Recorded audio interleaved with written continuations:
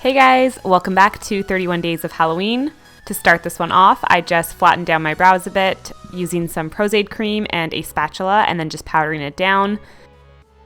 I used Nye's Neutral Set Powder to powder everything and just pressed it down with a powder puff. Then taking a white eyeliner pencil, I just started mapping out where I wanted everything to go. I totally made this one up as I went, kind of referencing different animal skulls as my idea behind it, and then just sketching out from there. I kind of just went to Google and searched through a bunch of images and shoved them all together to create this. With my idea in place, I just mixed some white cream makeup with some yellow and brown tones from my Makeup Forever Flash palette. And when I got the color I liked, which is kind of a yellow bone color, I just filled in the entire skull with it. And again, powdered it down with the same neutral set powder.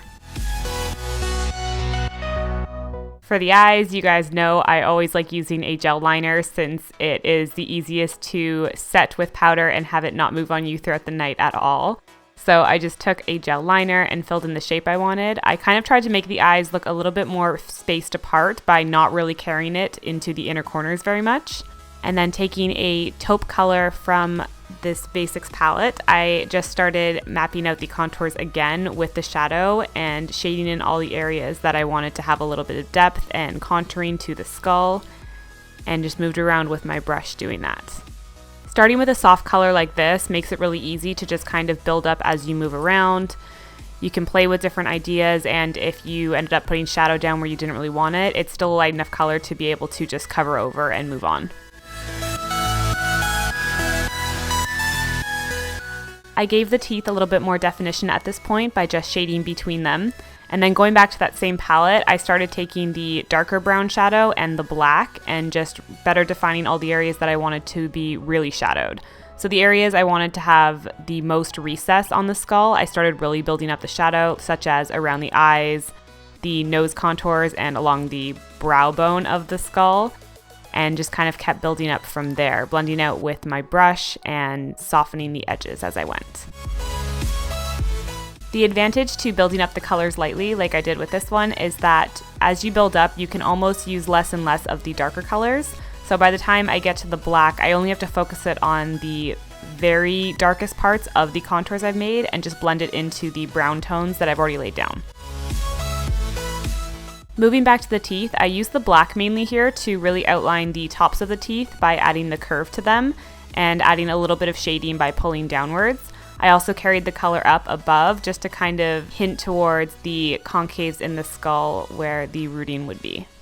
To better define everything, I used my black water activated face paint. This is great because it will dry down completely matte as well as not transfer as easily onto clothes like cream products will. And then using my detail brush, I was able to better outline the teeth, outline around the skull, and add little detailings all along where I need a little bit more extra definition.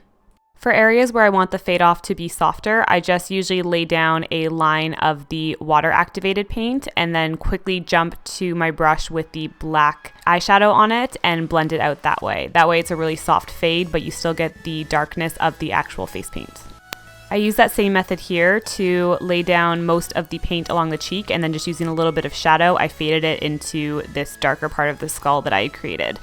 And then I filled in all the rest of my chin and neck, leaving my shoulders because they were going to be covered by the hood anyways. I did some last little bit of highlighting with the same cream product that I originally used to do the entire face. And then I threw in my contacts. You can definitely use whatever you would like for this. If I'd had my scleras by this point, I probably would have used those instead.